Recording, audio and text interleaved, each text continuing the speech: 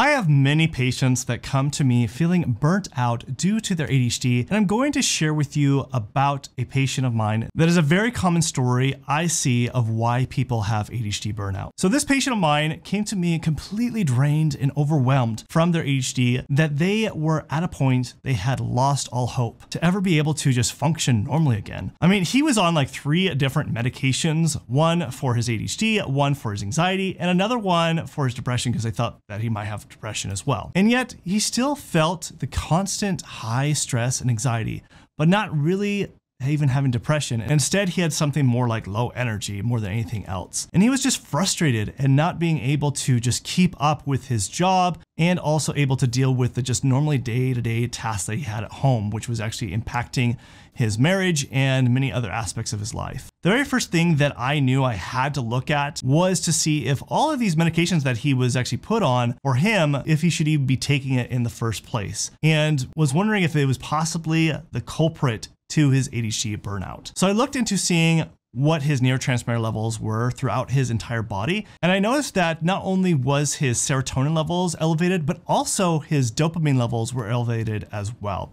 So no wonder he was feeling stressed and overwhelmed all the time, because his medications were making things even worse by increasing those levels even higher, which is a very common symptom of what we call a serotonin syndrome, which can cause agitation, stress, and same with you have too high levels of dopamine levels when you add something like a stimulant medication and also an antidepressant. But this was not the only culprit to his ADHD burnout, because I want to understand also his low energy situation and why he was still suffering from focus, motivation issues, like at work and also at home, even though his dopamine levels were high. So why would he have this situation? So I decided to run some more tests and looked at his cortisol levels. And sure enough, his cortisol levels were significantly low, which can cause low energy and also make it very difficult to have your body manage stressful situation when you have low cortisol levels.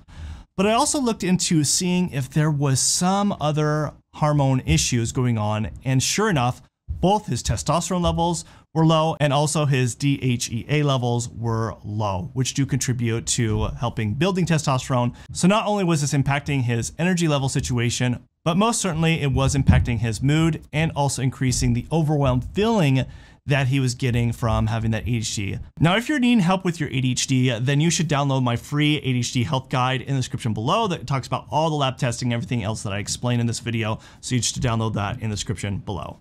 Now, I still was not 100% satisfied that we had identified everything to his ADHD burnout problem.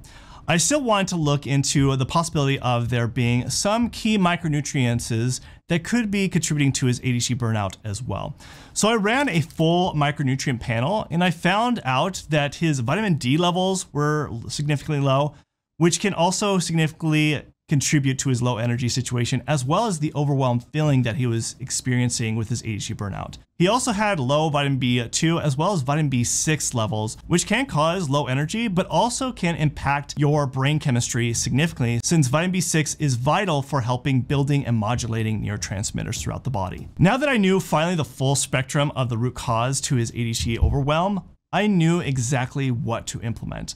I was able to put him on the right nutrition as well as lifestyle treatment plan and also some vital supplementation to help him balance his body chemistry imbalances that he had.